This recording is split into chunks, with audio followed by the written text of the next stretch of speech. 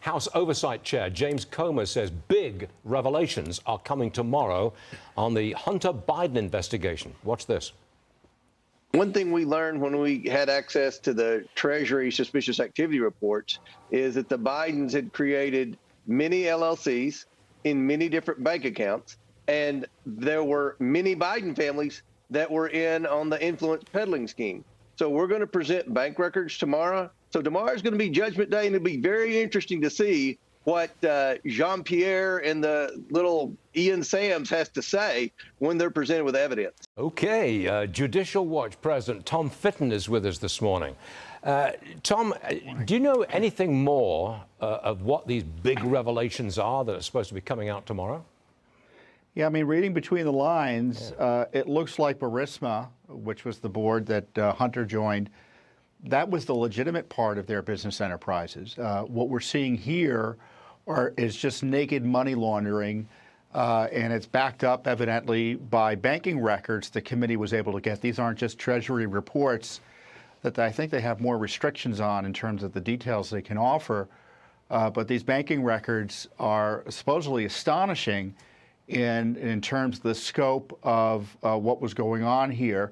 The money was being laundered into accounts. Cash was going out of the accounts in large amounts, and allegedly the accounts were being used to basically pay for the living expenses of the Biden family members.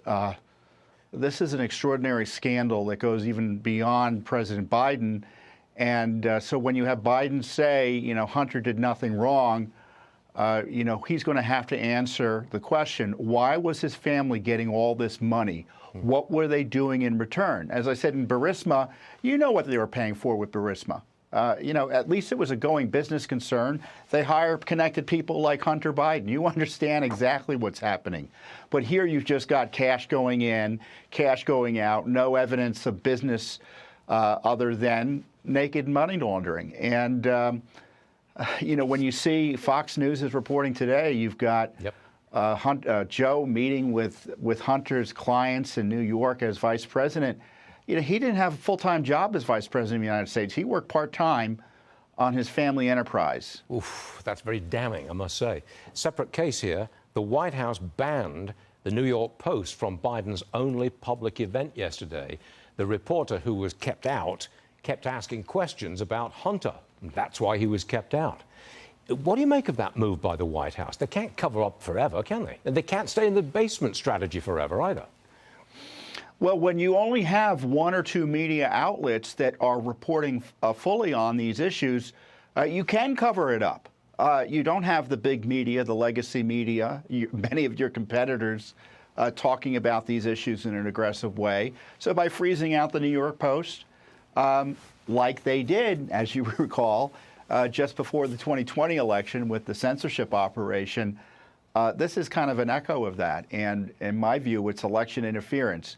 Suppressing information about a candidate is one way to help rig an election, that's for sure. Well, we'll see what these revelations are tomorrow, and then we'll see if voters really care about it. That's a big deal, I think. Tom Fitton, thanks for taking time out to be with us today. Always appreciate it. We'll see you again soon. You're welcome. Thank you. You got it, sir.